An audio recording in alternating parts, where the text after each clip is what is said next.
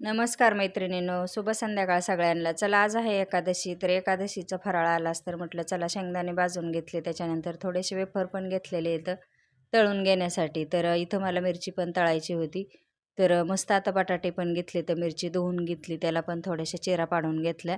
बटाट्याच्या अशा काचऱ्या करून घेतल्या, शेंगदाण्याचा कूट केला आणि थोडेसे मिरची वाटून घेतली खिचडीमध्ये टाकायला. वेफरसुद्धा तळून घेतले. तर वेफर तळून झाल्याच्यानंतर मला मिरची तळायची होती, पण विसरून गेले. तेल ओतून ठेवलं, त्याच्यानंतर बटाटा टाकून घेतला. नंतर लक्षात आलं मिरची पण तळायची. मग मी काय जुगाड केला, एक साईडला बटाटे सरकून घेतले आणि अशीच मिरची तळायला ठेवली. ती पण काढून घेतली. बटाटा चांगला फ्राय होऊ दिला. मस्त जुगाड आहे ना, तर मस्त म्हणलं चला खिचडी करून घेऊया. त्याच्यामध्ये बटाटा तो परतलेला होता. थोडासा शेंगदाण्याचा कूट टाकायचा, मिरची वाटून टाकलेली आणि मस्त अशी खिचडी परतून घ्यायची. चवीनुसार मीठ टाकायचं. तर आता इथं शेंगदाण्याचा कूट थोडासा जाडसर करायचा. मस्त खिचडी होती, मऊ लुसलुशीत एकदम.